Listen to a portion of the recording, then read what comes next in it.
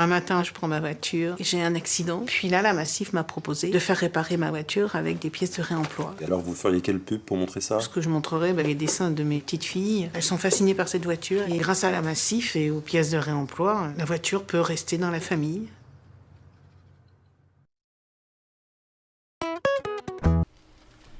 Bonsoir et bienvenue sur le premier live du VLIP. Donc, je me présente, Bastien, donc stagiaire lors de cet événement. Du coup, moi c'est Sérène, également stagiaire. Donc, on se trouve à la médiathèque Luscourville, donc à Nantes-Nord. Donc merci à eux de nous accueillir aujourd'hui. Donc nous sommes ce soir du coup accompagnés de Hélène Cristo, excusez-moi, ancienne streameuse nantaise, qui est venue nous partager son expérience dans sa passion qu'est le streaming. Et donc plus connue sous le pseudonyme de Stelae. Donc Hélène, peux-tu te présenter en quelques mots si possible? Eh ben oui, sans problème. Donc effectivement, Stelae sur internet pour ceux qui ont eu l'occasion de voir, même si c'est peu de gens, voilà. Hélène Crespo de mon vrai nom et bah écoutez, j'ai fait pas mal de streams pendant tout un temps, notamment pendant le temps du confinement où je commentais des tournois paladins européens, voilà. Et bah merci. Du coup, on va commencer par quelques questions. Donc, quelle est l'origine de ton pseudonyme? Qu'est-ce qui t'a donné envie de créer ce nom à peu près? Alors, c'est compliqué. Quand j'ai commencé à vraiment travailler sur... à faire du stream, pas faire du stream d'ailleurs, quand j'ai commencé à jouer tout simplement, en ligne, j'avais environ 18 ans et je commençais mes études et j'étais en études de lettres classiques. Donc je faisais du latin, du grec et des lettres modernes. Et donc je cherchais un mot... qui pouvait potentiellement refléter aussi une part de mon identité. Il se trouve que Hélène en grec, Héléné, ça veut dire éclat du soleil, et que du coup, en latin, c'est Stella, l'étoile. L'étoile étant, le soleil étant une étoile, Stella, Stellae, avec un E à la base, il n'y avait pas de H, et le H est venu quand j'ai créé mon compte Twitch, justement, parce que Stellae sans H était déjà pris. Voilà, donc il a fallu que je trouve une solution, et donc ce fut celle-là, tout simplement. D'accord, très bien. Pourrais-tu nous raconter tes débuts dans le streaming, comment tu as commencé et pourquoi? pourquoi j'ai commencé? Au départ, j'ai commencé parce que je voulais partager mes recherches, parce que j'étais en master du coup de lettres modernes et je travaillais sur les relations entre le jeu vidéo, enfin les réinterprétations en jeu vidéo d'Alice au Pays des Merveilles et du Petit Chaperon Rouge. Et donc du coup, mon but, c'était de partager en fait le fruit de ces recherches-là sur Twitch et sur Internet pour montrer que en fait, on pouvait faire de la recherche et de la littérature tout en jouant et que c'était pas deux mondes qui n'étaient pas compatibles du tout. En fait, c'était même assez compatible. Et puis en fait, au fur et à mesure, ça s'est transformé simplement en travail. Enfin, pas du tout un travail. Du coup, justement, je me suis mise au départ jouer à plein de jeux vidéo divers et variés, jusqu'à rencontrer l'NCFX, donc, qui m'a permis, après derrière ça, de me mettre à commenter du Paladin et à me spécialiser dans Paladin. Voilà. D'accord. Mais donc tu nous as dit que tu faisais du Paladin sur tes streams, mais est-ce que tu faisais des streams aussi un peu plus variés où ils étaient vraiment axés sur le même thème? Alors au début, oui. Stream très varié au début. Et maintenant, aujourd'hui, le peu de streams que je fais aujourd'hui, c'est varié aussi. Je m'attache pas à un jeu. Mais c'est vrai qu'il y a eu tout un temps où par contre je ne faisais que du Paladin et les gens qui me connaissent comme streameuse, le peu de gens qui me connaissent comme streameuse, sont des gens qui m'ont connue dans la communauté Paladin. Voilà. Donc quand on fait pas partie de la communauté Paladin, il y a très peu de chances de savoir qui on est quand on tenait en tout cas la Kraken Télévision à l'époque. D'accord. Du coup, lorsque tu streamais énormément pendant le confinement, c'était quoi après tes horaires combien de temps streamais-tu par jour ou par semaine? Alors on essayait d'avoir globalement au moins 2 ou 3 streams par semaine de Paladin simple, où juste je jouais à Paladin avec ou sans mon comparse avec qui on commentait. Ça pouvait être des game viewers, où on invitait des viewers simplement pour jouer avec nous. Ça pouvait être de la ranked, où on expliquait aussi ce qu'on faisait, enfin voilà. Mais du coup c'était que du Paladin à ce moment-là. Et après, effectivement, on avait les 4 tournois qu'on streamait, dont un qui était le nôtre. Et donc c'était le samedi de 14h à 17h30, à peu près 17h, 17h30. Après on rempilait le samedi à 20h, et pour finir à 22h30. Puis globalement c'était les mêmes horaires le dimanche. C'était dimanche 14h, 17h, par là. Et ensuite... dimanche 20h, 22h30 quoi. Ok. Et si je peux poser une question, comment tu t'organisais donc avec ton emploi du temps professionnel? Ah bah c'est justement ça. En fait, à cette époque-là, je n'avais pas d'emploi du temps professionnel. On était en confinement et moi j'étais au chômage. Donc du coup, voilà. Pardon, excusez-moi, je tousse un peu. Et du coup, tu nous as parlé de la Kraken Vision, si je me trompe pas. Kraken Télévision, ouais. Kraken Télévision, est-ce que tu peux nous expliquer un peu ce que c'est et par qui ça a été créé? Alors ça a été créé par l'NCFX et moi-même. L'NCFX c'est son pseudo, il s'appelle Warren dans la vraie vie. Et le but c'était justement de monter ça pour commenter des tournois Paladins et pour aussi pédagogiquement apporter du contenu à des joueurs qui avaient besoin d'apprendre à jouer au jeu aussi. Et puis aussi vulgariser un peu tout ça, tout ce contenu-là. Donc c'était vraiment la base de ce truc-là. Voilà. Donc tu avais plus l'habitude de streamer seul ou accompagné? Quand on a lancé le projet, ça faisait déjà peut-être 2 ou 3 ans que je streamais seul. Donc je pense que j'ai davantage streamé seul que streamé accompagné. Mais par contre, j'ai préféré streamer accompagné que streamer seul. Ok. Oui. Et du coup, dans ces années de streaming, est-ce que tu as eu des moments, des anecdotes à raconter, des moments insolites, mémorables? Des moments insolites et mémorables, il y en a eu beaucoup. Il y a eu ce moment où un joueur pro, en fait, mon comparse, il gérait une régie distance. Et donc il pouvait envoyer des confettis à l'écran, un peu sur commande. Mais moi j'avais pas l'accès en fait aux confettis. Et donc on s'était dit qu'on allait faire un running gag, à chaque fois qu'il allait envoyer les confettis, j'allais rallouer, et puis me dire ah faut que je repasse le balai, prendre le balai, puis faire semblant de balayer les confettis. Et donc il se trouve qu'un joueur pro était arrivé, anglophone, enfin le gars assez connu sur Paladin, il y a du bruit sur le plateau. et en fait il réclamait qu'on passe le balai. Ils réclamaient les confettis pour qu'on passe le balai. Et donc c'était très drôle dans le chat. Please, take the... Alors, je sais plus comment on dit, the swiper, enfin je sais plus comment on dit en anglais exactement, mais voilà, ils nous réclamaient vraiment ce passage de balai de confettis là, alors que ça n'avait pas de sens, mais c'était très drôle. Et si je peux en raconter une autre également, un moment aussi où voilà, on a des viewers qui se sont mis à rédiger une fanfiction entre nous. Et ça, c'était un moment de live, d'ailleurs c'est le plus revisionné sur notre chaîne de la Kraken Télévision, parce que ça avait bien fait rire tout le monde, voilà. Y compris nous, on était très gênés en live à lire ça, mais c'était marrant. Du coup, c'est vrai que tu parles de Paladin du coup depuis le début du live, mais je pense qu'il y en a qui connaissent peut-être pas. Donc est-ce que tu peux expliquer c'est quoi comme jeu Alors Paladin, c'est un first-person shooter, donc c'est un jeu de tir à la première personne, pour parler en français.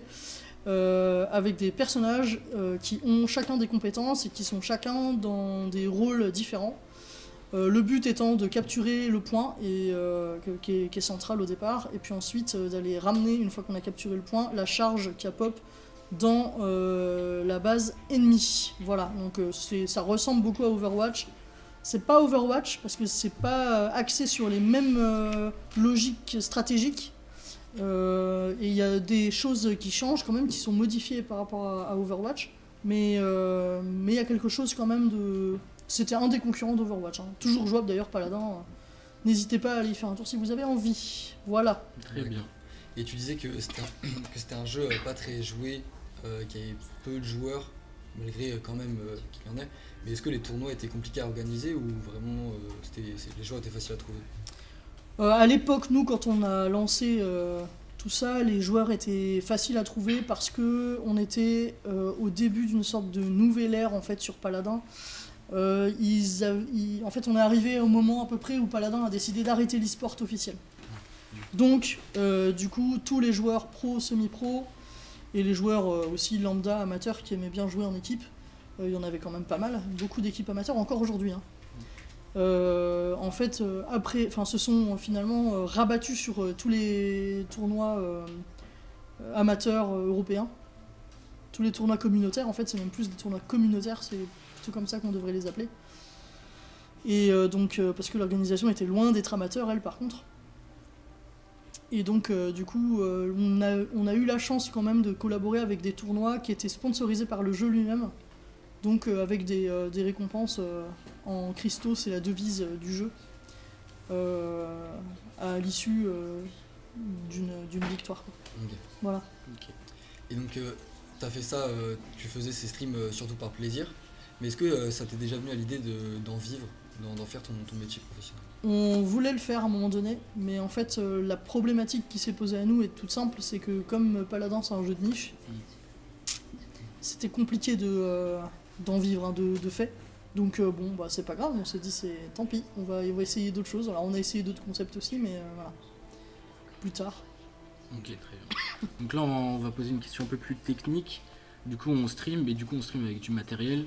Donc est-ce que tu peux nous dire avec quel matériel tu stream et combien à peu près ça t'a coûté pour savoir, pour les gens qui sont intéressés Ouf, c'est compliqué comme question. Déjà parce qu'à l'époque je streamais pas avec la même chose qu'aujourd'hui. Avant j'avais un PC qui était pourtant pas super puissant puisque j'avais une carte graphique, c'était une 1050. Donc c'était pas un truc de ouf, mais ça marchait. Maintenant je suis avec une 4060, donc voilà. Je suis passé à autre chose. Le processeur, je sais jamais quel est le nom exact, mais c'est un processeur AMD, Ryzen 5 je crois, si je ne m'abuse.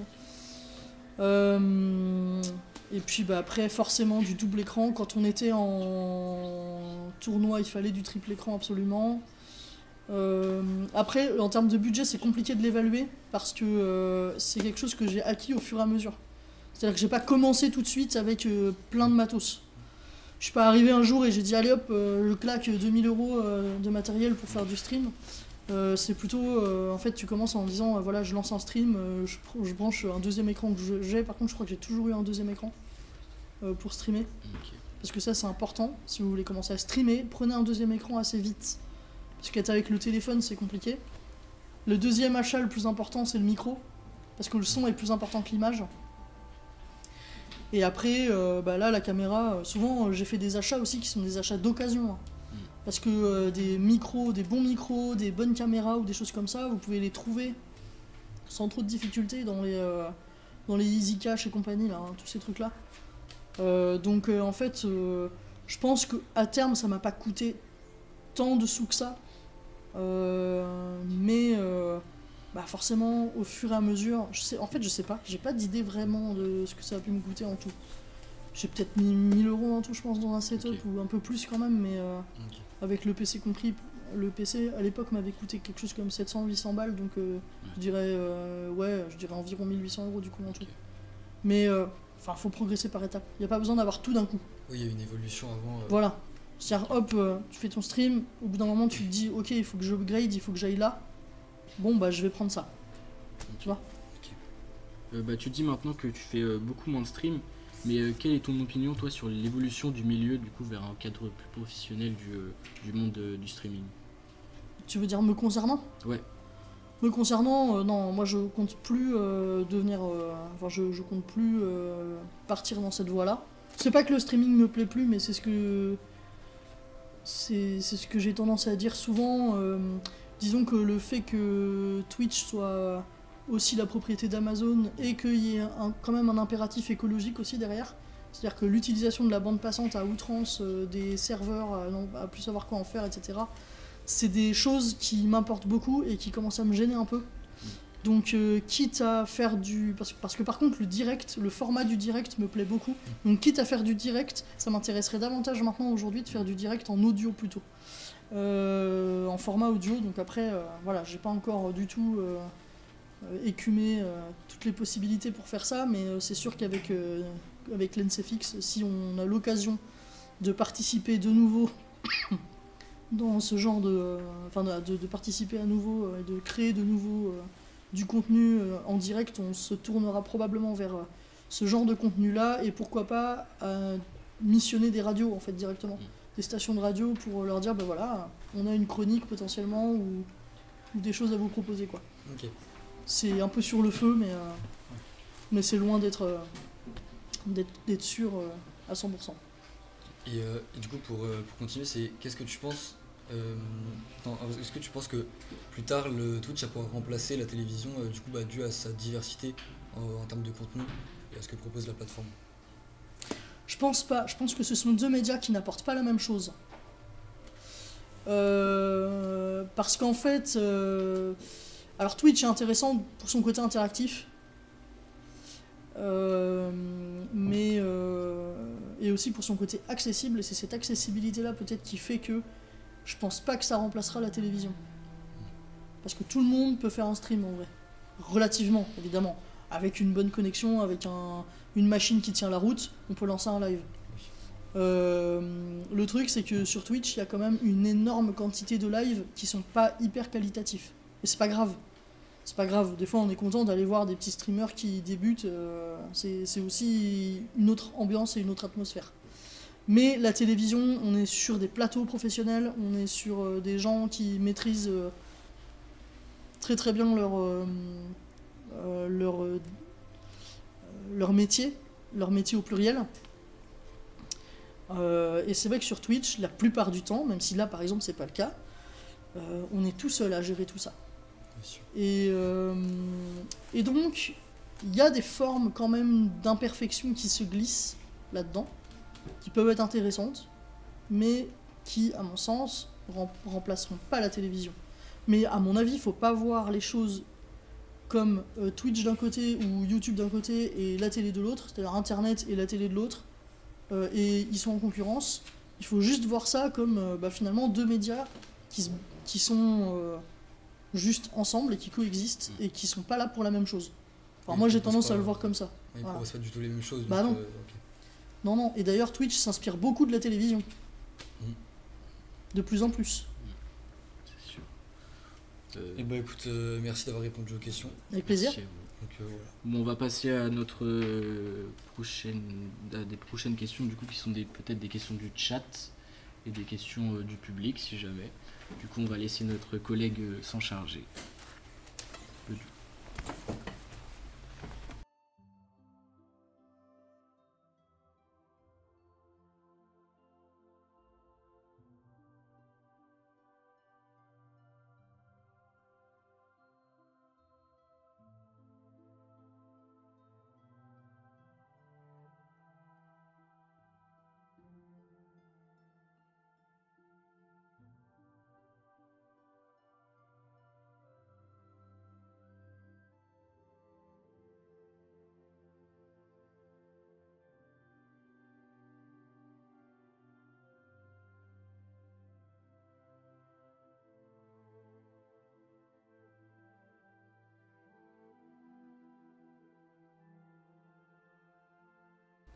Bon bah, c'est parti pour les questions du chat. Je me présente, moi c'est Tony. Alors premièrement dans le chat, ça a été demandé, c'est quoi tes gros projets d'avenir, désormais après le stream? Les gros projets d'avenir, eh ben, ça n'a rien à voir avec le stream. Mhm. Je suis en train d'écrire un album et j'aimerais bien voilà, essayer de faire en sorte que cet album fonctionne. Je ne sais pas s'il fonctionnera, j'en sais rien, mais j'ai encore tout à écrire, la musique, le texte. Donc voilà, j'ai ça dans ma tête depuis un certain temps et ce serait bien que j'arrive à terminer ce projet-là. C'est un projet pour le moment, voilà, c'est encore à l'ordre voilà, j'arrive plus à parler, c'est bien. C'est encore au stade embryonnaire, voilà. Ok. Mais en tout cas, c'est là. Et je vais rebondir dessus, hein. Est-ce que tu comptes le poster quelque part? T'as un réseau en question où tu... Alors, je le posterai probablement une fois que ce sera terminé. Voilà, il y a de toute façon, je suis en train de réfléchir aussi à créer un petit spectacle, un truc pour tourner dans Nantes notamment. Pourquoi pas demander à des cafés bonjour, vous voulez pas qu'il y ait quelqu'un qui fasse un peu de musique chez vous de temps en temps, voilà. Mais bon, voilà, pour ça, ça demande d'avoir du contenu, ça demande d'avoir des maquettes, de leur donner tout ça. Et ça, pour le moment, eh ben, je l'ai pas encore. Donc voilà, ça viendra, mais j'ai pas encore tout ça. Ok. J'avais une autre question. C'était pour Roda tout à l'heure quand tu parlais de Paladin et tu parlais de son concurrent. Est-ce que tu as déjà essayé de jouer à d'autres jeux justement, que ce soit le concurrent, que ce soit Ah oui, d'autres types oui, bien sûr. Je joue à beaucoup de choses, beaucoup de choses, beaucoup trop. Pour vous donner une idée, j'ai à peu près, peut-être même plus maintenant, parce que ça date d'il y a un an à peu près, j'avais écouté ça. Donc j'ai à peu près 500 titres et plus sur Steam. Je les ai pas tous lancés, rassurez-vous tout de suite. Mais j'en ai lancé quand même une bonne partie. Donc non, sur ce plan-là, j'ai quand même une bonne culture vidéoludique. Sur Epic, je récupère tous les jeux gratuits possibles et imaginables, donc j'en essaye aussi beaucoup. On se comprend. Et puis voilà. Donc non, le jeu vidéo de manière générale fait partie de ma vie. Si Paladin est resté si longtemps, c'est parce que j'ai voulu essayer de jouer en équipe, c'est parce que j'ai trouvé un coach, que j'ai intégré une équipe et qu'il s'est avéré qu'on s'est dit, voilà, il s'est avéré que tout à coup on s'est dit qu'on voulait commenter du Paladin. Mais là ça fait un bout de temps que j'ai pas lancé Paladin par exemple. Là on joue à RGTA, à Rocket League, à Full Ice Tennis Simulator. Je fais de la pub pour Full Ice Tennis Simulator, jouez à ce jeu, c'est trop bien. Voilà, il est pas connu mais il est bien. Si vous aimez le tennis, c'est cool. Bah... Super. Il y avait d'autres questions qui viennent de passer en fait, comme par exemple, est-ce que c'est mieux de vivre du streaming que d'aller à l'école? Je crois que c'est ça exactement. Vous pouvez me dire si vivre du streaming, c'est mieux que d'aller à l'école exactement. C'est exactement ce que je viens de dire. Franchement, j'en suis pas certaine. Parce que... après, ça dépend de... C'est aller à l'école en tant que quoi? En tant qu'élève ou en tant que... Élève, étudiant... Ou en tant qu'enseignant? Parce que en fait, ça pourrait mettre complètement... Je pense que ça a été dit en tant qu'enseignant, vu que... Oui, parce que je suis enseignante, mais je l'ai pas dit, donc c'est étonnant. Mais bon, moi, si on me pose la question, évidemment, comme ça, à brûle-pourpoint, j'aurais tendance à dire que oui, la meilleure période de ma vie professionnellement, c'est celle où j'étais au chômage et où je m'occupais que du live. Et que par rapport à aller travailler tous les jours au lycée, voilà, c'est quand même bien mieux. Mais, il faut pas lire le chat en même temps. Excusez-moi, j'ai lu le mauvais moment. Ça perturbe les animateurs. Oui, malheureusement. Mais de fait, il y a aussi eu des périodes, franchement, où en ne faisant que streamer, que reprendre à chaque fois, tout le temps, tous les streams, regarder ce qui va pas, se positionner tout le temps sur les moindres détails, plus ou moins importants ou non. En fait, on passe notre existence à ne s'intéresser qu'au stream. Et Mhm. du coup, au bout d'un moment, on sature aussi. Oui. On sature, on fait que ça, que ça, que ça, que ça. Et en fait, au bout d'un an, voilà, au bout d'un an, par exemple, ne plus avoir de week-end. Parce que la semaine, on faisait quelques streams paladins, ok. Mhm. Mais quand on faisait pas des streams paladins, on était en train de bosser sur les lives du week-end. Donc en fait, on bosse sur les lives du week-end, on n'a pas de week-end, on s'arrêtait jamais. Clairement, on s'arrêtait pas. Et là, bah pardon, mais j'ai un week-end. Ok. Mais ça a été. Est-ce que, en plus, ça a été compliqué, surtout en tant que femme dans le streaming en fait de. J'ai eu la chance, moi, de pas avoir trop subi ça. Parce que, me demandez pas pourquoi, je n'en sais rien, je ne me l'explique pas. Mais je pense que, genre, je mets ça sur le fait que j'ai un timbre de voix qui est quand même assez grave pour une femme. Donc voilà, pour moi ça joue pour ça. Mais la plupart du temps, quand les gens viennent sur mon live, ils me prennent au départ pour un mec. Je ne sais pas pourquoi. Donc du coup, je passe au travers des mailles du filet comme ça.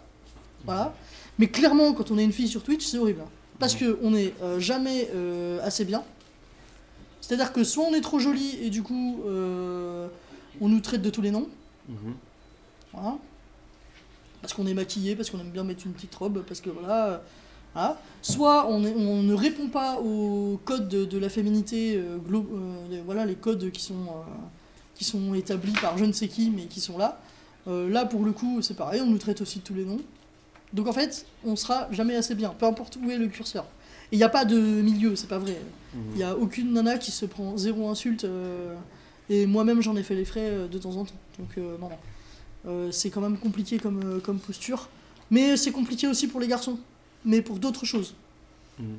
Voilà, un garçon, on va lui reprocher de ne pas réussir à mettre son headshot, voilà, ouah, tu mets zéro balle, ou je sais pas, enfin bref. Je veux dire, lui, on va l'attaquer sur sa performance. La femme, on va l'attaquer sur son physique. L'homme, on va l'attaquer sur sa performance sur Twitch. C'est horrible. Mais voilà, c'est comme ça. Donc si on se lance là-dedans, il faut se blinder là-dessus. Ok. Faut passer outre. C'est pas évident, c'est pas facile, mais il faut apprendre à passer outre. Bah, on m'avait posé une question du coup à ce niveau-là, c'était en fait à quel moment quand tu streams, tu te dis là c'est le moment pour me donner à 100% sur le stream et je peux all-in et essayer d'en vivre. Déjà quand t'es partenaire, donc là il faut y aller. Et je pense que globalement, à partir du moment où avec les dons et à partir du moment où avec les dons et avec les abonnements et les bits, etc., t'arrives à peu près à avoir du 800 € par mois constant, c'est pas mal. Franchement, c'est pas mal déjà. Et c'est pas beaucoup, hein, parce que 800 € par mois, c'est précaire. Mais tu peux déjà commencer à vivre de ton stream. Sachant que ça, c'est des choses qu'il faut déclarer, que voilà, il y a aussi toute une partie administrative après derrière à gérer, qui est pas forcément marrante, pas forcément évidente non plus. Mais voilà. Je pense que c'est à peu près à ce moment-là, quand tu vois que ça s'équilibre à ce niveau-là, tu peux te dire ok, je lâche mon boulot et je peux faire ça. Mais faut le vouloir, hein, parce que là, ça veut dire qu'il faut travailler d'arrache-pied aussi. Hein. Là, on nous demande, il y a une personne là qui souhaite commencer le stream. Ouais. Et tu conseillerais quoi comme jeu, ou en tout cas domaine, ou enfin pour se lancer? Un jeu ou un domaine qu'il aime. Euh, Vraiment. Enfin, c'est-à-dire que c'est pas la peine de se lancer sur un jeu juste parce que on va se dire qu'on va monter plus vite. En fait, le piège, c'est soit de rester piégé dans un jeu qu'on n'aime pas, parce que du coup les gens ils vont venir tout le temps te voir parce que tu joues à tel jeu mais toi au fond tu l'aimes pas et tu te forces à y jouer parce que en fait t'as des gens, t'as des viewers et puis ils te font des dons et puis ils s'abonnent, mais en fait toi ça te déplaît et donc bon bah voilà pardon mais c'est la dépression assurée hein. Je veux dire le streaming c'est pas parce que on passe son temps à jouer derrière un ordinateur que c'est forcément la joie au cœur tous les jours, voilà.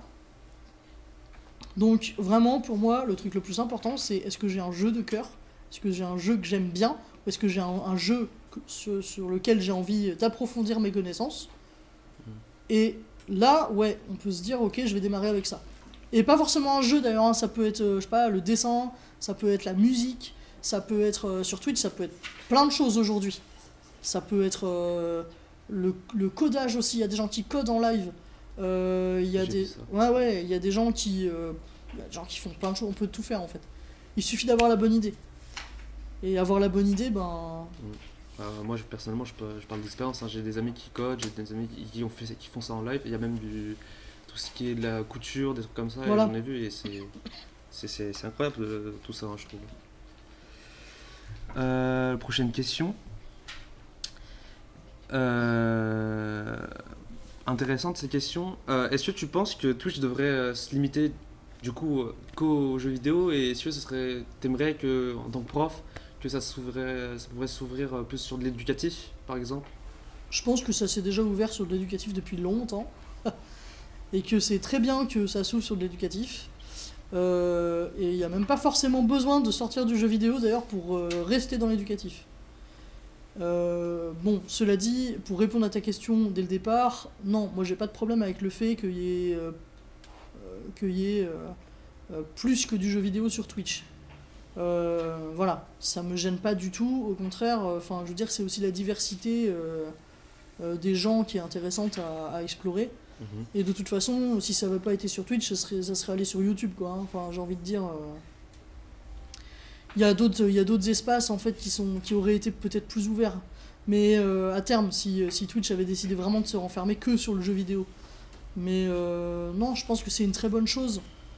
Déjà parce qu'on peut varier, on peut faire plein de choses. Même quelqu'un qui au départ arrive et se décide à faire que du jeu vidéo, au bout d'un moment, s'il a envie de changer, bah là il peut en fait.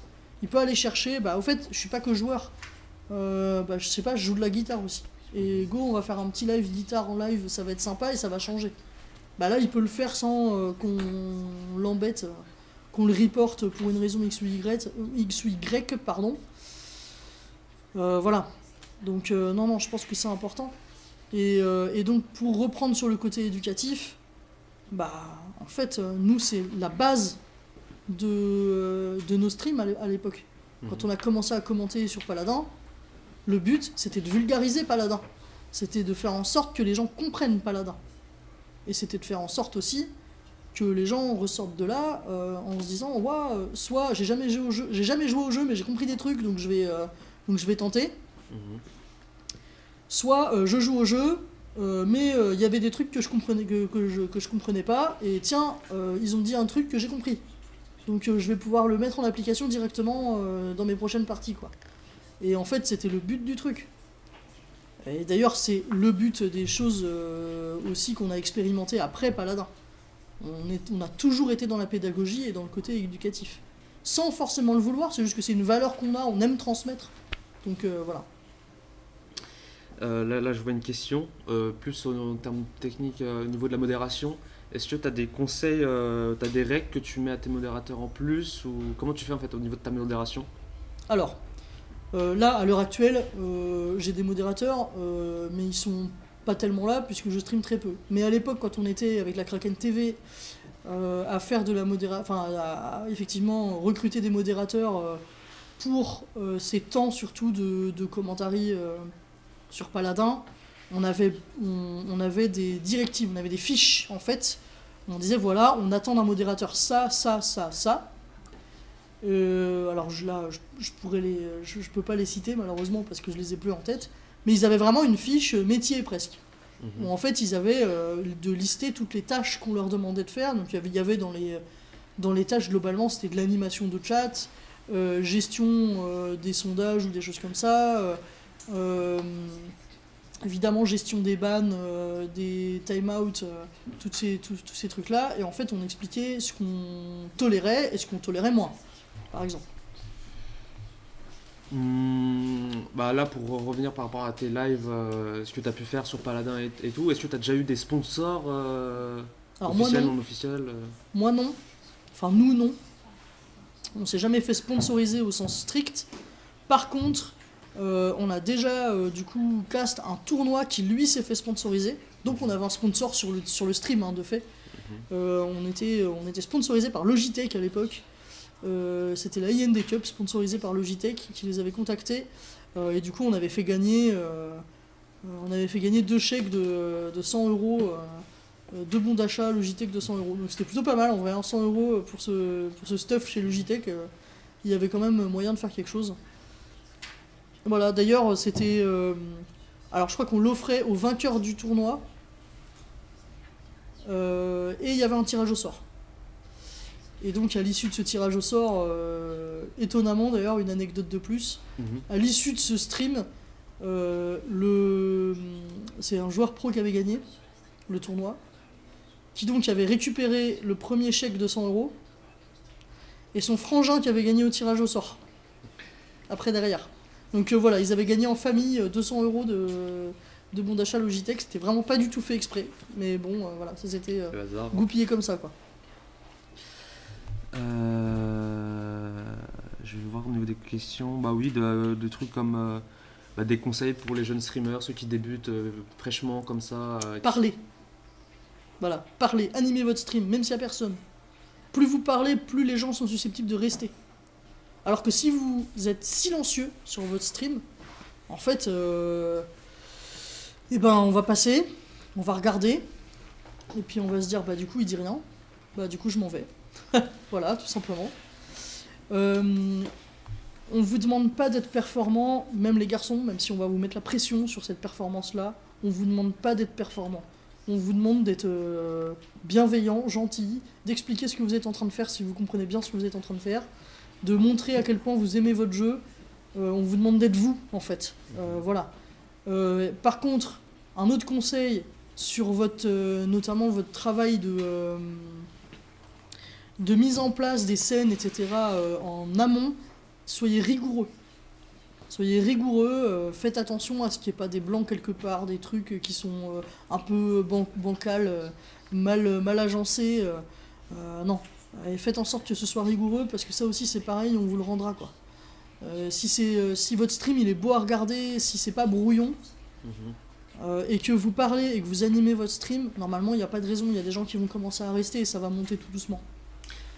Et pour en revenir au niveau des jeunes streamers, plus au niveau matériel, genre parce que tu as dit tu avais un matériel, tu avais 2 écrans, voire même un 3e plus tard, mais si par exemple quelqu'un comme ça lambda qui décide de se lancer mais qui n'a pas forcément beaucoup de budget, est-ce qu'il peut se permettre de se lancer? Enfin, est-ce que tu n'as pas de... Bah sans budget en fait, 0 budget ou un petit peu? Bah un petit peu quand même. Un petit peu. Mais un petit peu de budget, il faut, même sans double écran au pire c'est pas grave au début. C'est pas la fin du monde. Mais du coup il faut un téléphone pour avoir le chat, parce qu'il faut quand même que vous interagissiez avec votre chat. Voilà. Donc avoir le chat sur le téléphone en dessous. L'écran principal avec le jeu. Et s'il y a un peu de budget, mettre quand même un petit peu de sous dans un micro correct. Okay. Il n'y a pas besoin, je pense, faut mettre quelque chose comme... allez, je pense que pour 30 à 50 balles, c'est un micro correct que vous avez, quoi. Okay. En vrai, hein. Je pense que c'est à peu près le budget qu'il faut pour commencer. Après, voilà, un peu plus tard, vous irez plus dans des budgets entre 100 et 200 € pour seulement un micro. Mais ça, ce sera quand vraiment vous êtes sûr que le stream c'est pour vous, que vous adorez ça, que vraiment ça commence à monter, il y a du monde sur votre live, etc. Mais avant ça, c'est pas la peine. Avant ça, oui, effectivement, il faut essayer avec les moyens du bord, hein, c'est pas la fin du monde. On commence tous avec un son horrible. Vraiment. Là, j'avais une autre question là, qui a été posée. C'était dans le domaine, quand tu as streamé à l'époque, surtout beaucoup. C'était quoi la chose la plus gratifiante que tu as pu faire pendant cette période-là? La période Kraken TV ou avant encore? Un peu toutes les périodes jusqu'à ce que tu le moment le plus gratifiant? Question difficile.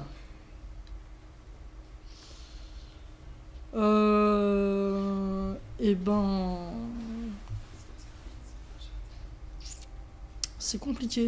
C'est vraiment complexe. Je pense qu'en fait, il n'y a pas de moment gratifiant en soi, au sens strict. J'aurais plutôt tendance à dire que il y a eu des moments gratifiants qui se solde par... En fait, c'était un peu toute la période où on commençait à vraiment avoir beaucoup de monde. Enfin, beaucoup de monde, toute mesure gardée, hein, évidemment. On n'était pas non plus à 2000 viewers, quoi, mais quand on commençait à faire des moyennes de 50 viewers sur des mois et des mois, c'était quand même vachement agréable. Avec quand même des gens qui venaient nous dire... moi, c'est peut-être ça, en fait, plutôt. C'est plutôt les retours des gens qui viennent nous dire « Ah, quand même, votre commentaire, il est qualitatif, il n'y en a pas un seul comme ça sur Paladin, on est super content de venir vous voir parce que, bah voilà, on se marre et en même temps, on apprend des trucs et en même temps, bah, on est content de venir voir les matchs, quoi. » Et ça, c'est vrai que bah, on se dit c'est bon, en fait, on a atteint notre but. Alors, c'est pas pour ça qu'on se reposait sur nos lauriers et qu'on n'était pas en train de pointer du doigt tout ce qui allait pas, mais clairement, c'est arrivé. Et ça nous a fait plaisir quand c'est arrivé. Et là ça vient juste d'être posé. Il y a Kraken TV, du coup, comme tu as parlé un peu dans le passé, il demandait si est-ce que ça continue d'exister, est-ce que ça a arrêté, est-ce que ça... Alors c'est une chaîne, alors déjà qui ne s'appelle plus la Kraken Télévision maintenant. C'est une chaîne qui s'appelle Une chaîne tentaculaire, voilà, et qui est à l'arrêt depuis bien 2 ans maintenant.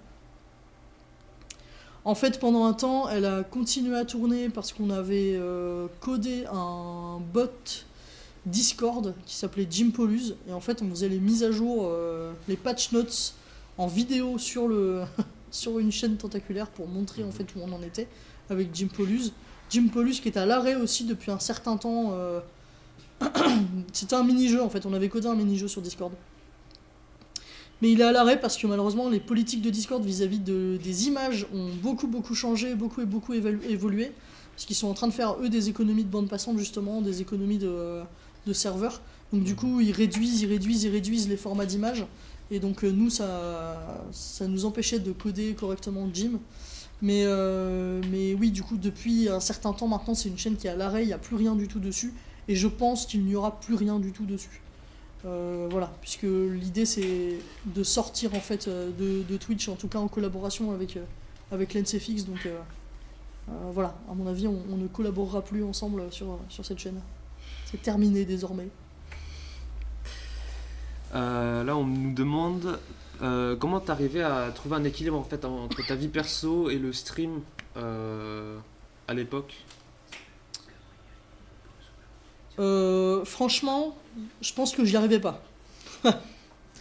Le stream était devenu mon boulot, même si c'était pas payé. Vu que j'étais au chômage, le stream était devenu mon taf, et mon taf était devenu ma vie, quoi, en fait. Bon, pas au point de certains qui sont à faire plein de montage tout le temps, toute la journée, à sortir 15 vidéos par jour, et j'en passais des meilleurs, ils font du montage. Nous, on faisait pas de montage.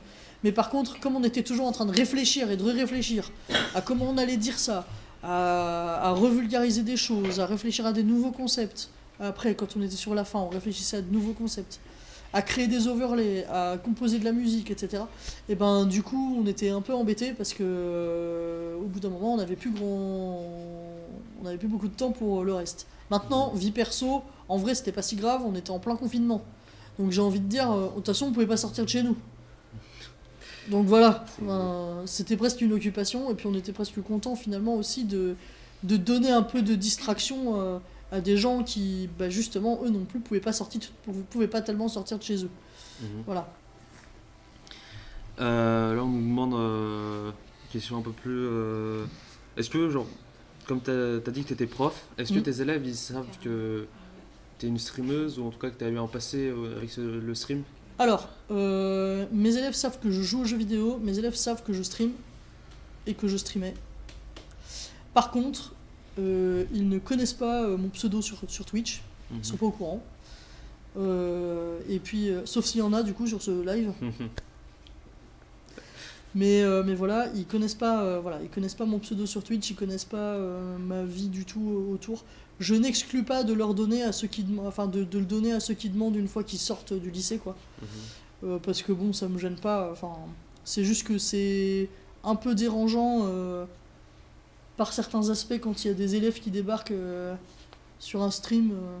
C'est pas, voilà, ils sont pas toujours très malins. Donc voilà. Mais bon, après, une fois qu'on n'est plus en pardon, une fois qu'on n'est plus dans un cadre hiérarchique entre guillemets, ça va moins me gêner de donner ces informations-là quand on me les demande, clairement. Ok. Là, on m'a demandé la question parce que ça a fait beaucoup de parler récemment par rapport à Kik, en fait. Est-ce que c'est une bonne idée de se lancer dessus comparé à Twitch ou est-ce que... C'est quoi ton avis par rapport à ça? En vrai, j'ai essayé Kik. Mais éthiquement, il y a des choses qui me gênent. Autant je suis d'accord vis-à-vis du fait que la censure sur Twitch est trop conséquente. Maintenant, le fait que Kik soit, comment dire, se fasse finalement aussi le garant des jeux d'argent et autres joyeusetés qui dépassent clairement, on va dire, la bienséance, ça me gêne un peu, beaucoup même d'ailleurs. Je sais pas si j'ai vraiment envie de cautionner ça. Et je pense que c'est pas une plateforme qui va durer.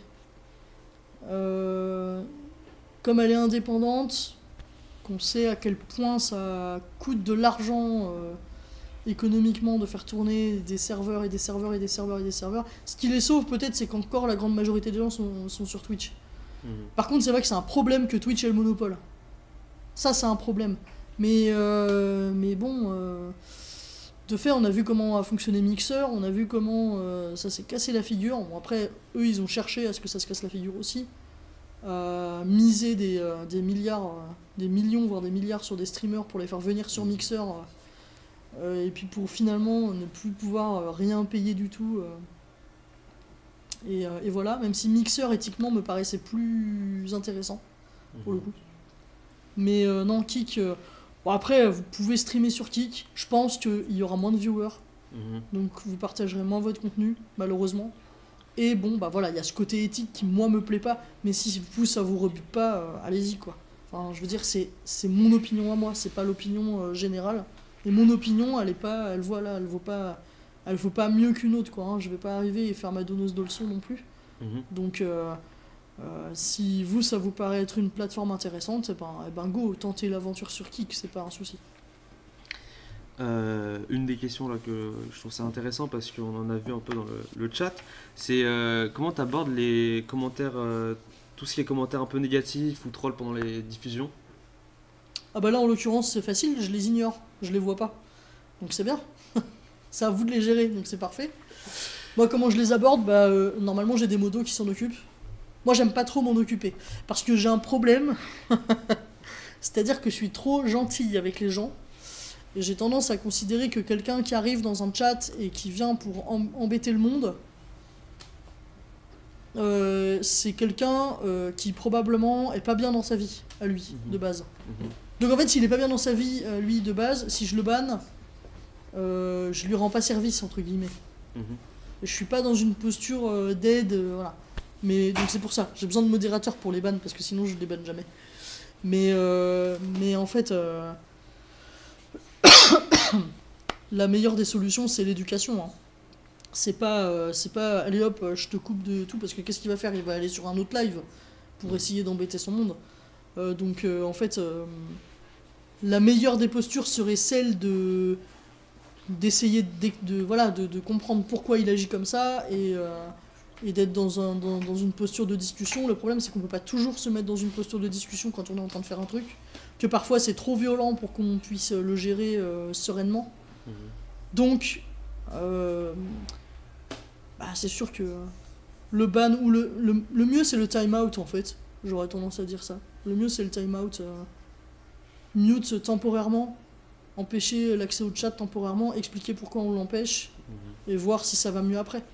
Enfin, en fait, laisser des chances au lieu de tout de suite. Abattre l'épée de Damoclès sur les gens directement, l'épée du modérateur. Voilà, on n'a pas forcément toujours besoin de ban les gens pour avancer, je pense, mais bon. Là, on nous demande, là, au niveau de la communauté, j'imagine que tu as eu une communauté, Comment toi t'as fait pour fidéliser ta communauté et en général comment tu pourrais donner de conseils pour aider une personne qui se lance à faire tout ce processus-là? Alors aujourd'hui, j'ai plus de communauté, clairement. Enfin, c'est-à-dire que si je peux parler d'une communauté encore existante, c'est pas ma communauté, c'est la communauté de la Kraken TV qui existe.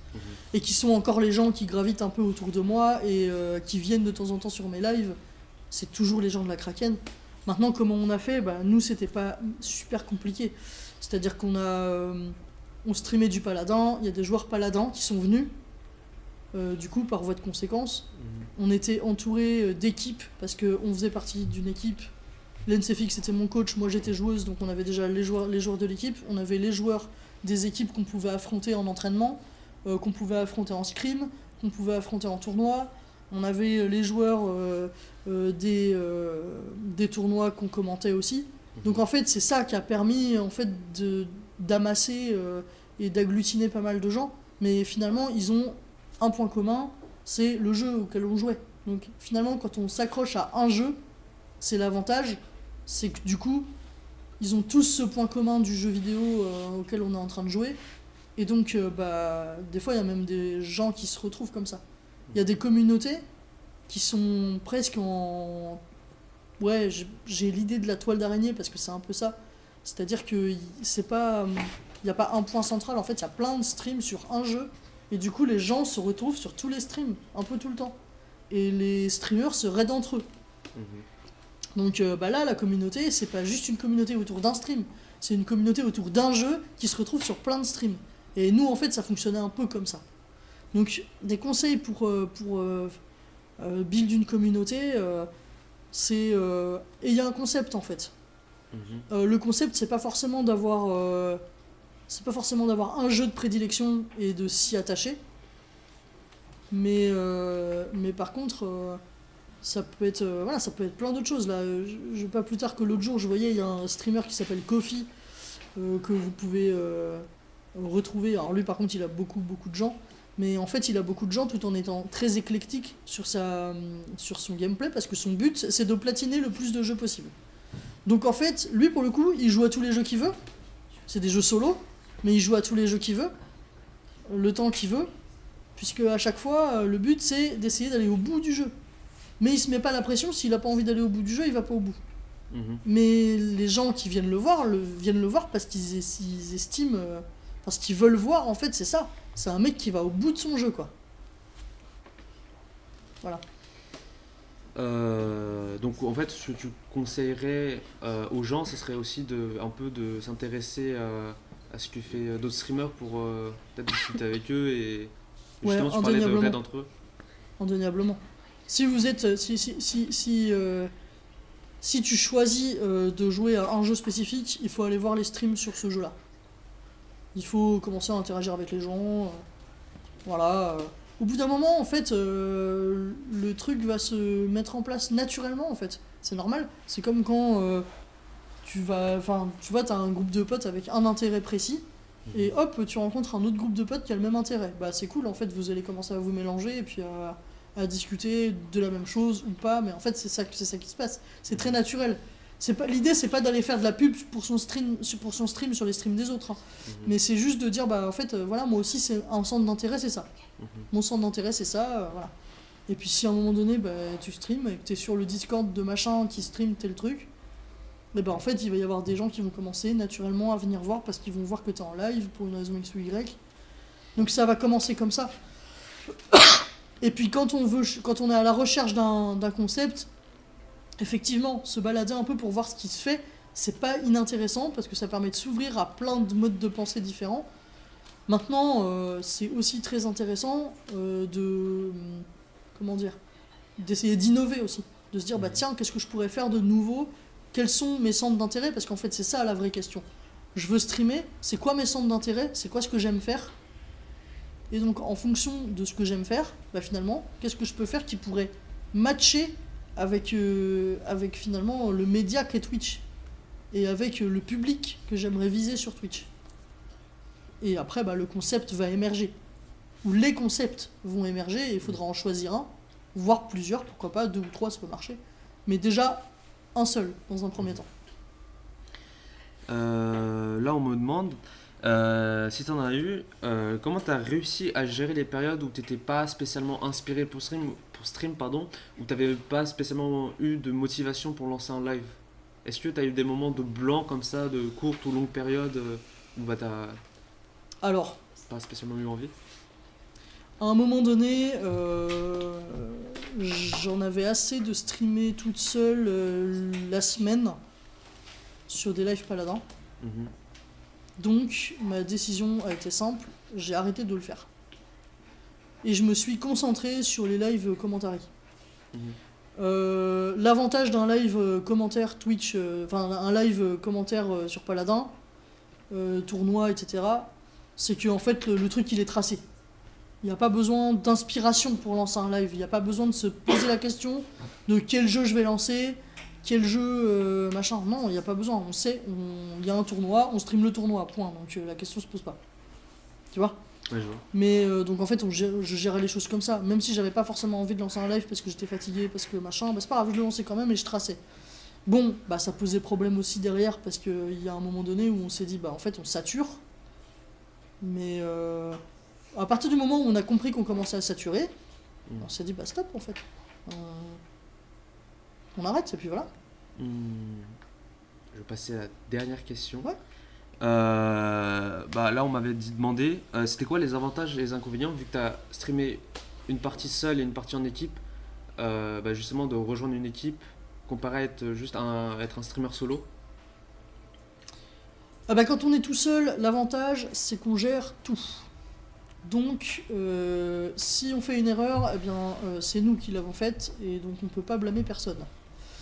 Par contre quand on est en équipe, qu'on a une équipe de modération, qu'on a des gens qui sont en train de gérer en même temps la régie distance, nous on est en régie générale, que on doit faire l'animation, que le pote aussi doit faire l'animation, que en fait c'est compliqué, mais c'est compliqué aussi pour une raison simple, c'est qu'on se voit pas. En fait c'est bien de travailler en équipe sur un stream quand on est en présentiel. On peut vraiment se partager les tâches, se voir, se faire même presque des jeux de regard pour dire tiens, il faut que tu me lances ça à tel moment. Là, c'est vrai que nous, on était un peu embêtés à cause de ça parce qu'en fait, on savait pas trop à quel moment on se passait la parole, par exemple. C'était pas forcément évident. Là, si je décide de te passer la parole, en fait, tu vas voir dans mon intention en fait physique que je te passe la parole, tu vois. Là, on était en vocal seulement. Oui. Quand on est en vocal, savoir qu'on passe la parole à l'autre juste avec l'intonation, c'était une des problématiques énormes qu'on avait et on galérait vraiment à faire ça fluidement et c'était une des choses qui était très très problématique. Donc ça enlève ça hein, de stream en solo. Voilà. Par contre, stream à deux, ça a d'autres avantages. Ça veut dire que bah, quand l'autre prend la parole, bah, nous on peut s'occuper de la technique. 2 minutes. Ok, il est en train de prendre la parole, ok, je peux m'occuper de ça, il y avait un couac ici, paf, je règle mon petit souci. Et inversement, enfin voilà. Il y en a un qui peut combler pendant que l'autre essaye d'aller aux informations. Tiens, pourquoi on n'arrive pas à lancer le match? Tu vois? Donc, alors que quand tu es tout seul, par contre, et qu'il y a un problème technique, et que bah, on n'arrive pas à lancer le match pour commenter le tournoi, et on sait pas pourquoi, et c'est compliqué, et qu'il n'y a personne pour te donner l'information, et ben il faut que tu ailles à la pêche aux informations, et pendant que tu es à la pêche aux informations, et ben tu parles pas et t'animes pas. Donc en fait, c'est un peu compliqué. Mais donc en fait, il y a des inconvénients et des avantages sur les deux. Et je pense que les inconvénients du fait de travailler en équipe s'évaporent à partir du moment où on est en présentiel. Si ce n'est qu'il faut avoir le courage, entre guillemets, de déléguer, de déléguer et de faire confiance à toutes les personnes avec qui on travaille, quoi. Ok.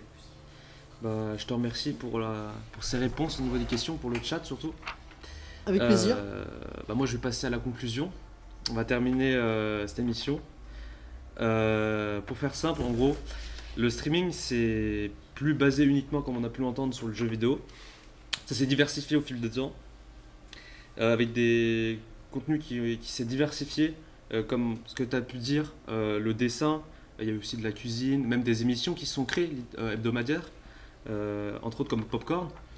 Tu as pu aussi dire que forcément, on peut avoir des difficultés à se démarquer, mais malgré ça, en fait, chaque contenu va trouver son public.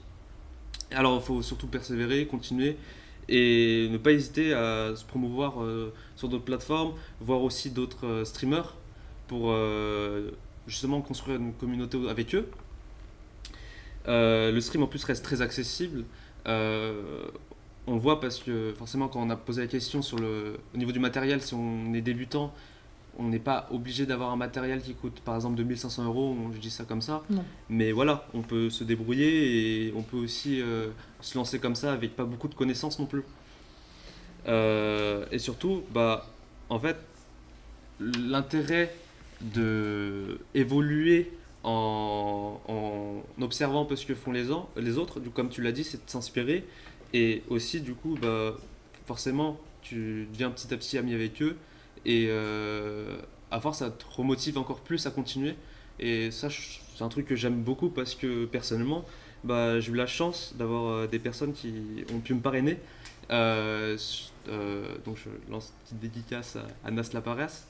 Mais grâce à lui, par exemple, il a pu me motiver à améliorer la qualité de mes streams et surtout à m'apprendre à animer le stream, même si des fois il y a des périodes de blanc, mais on n'est pas parfait. Hein.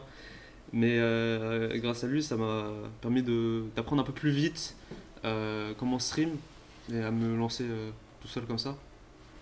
Donc c'est une très belle expérience. Ceux qui veulent tester, n'hésitez pas. Hein, c'est très bien, moi je trouve. Puis voilà.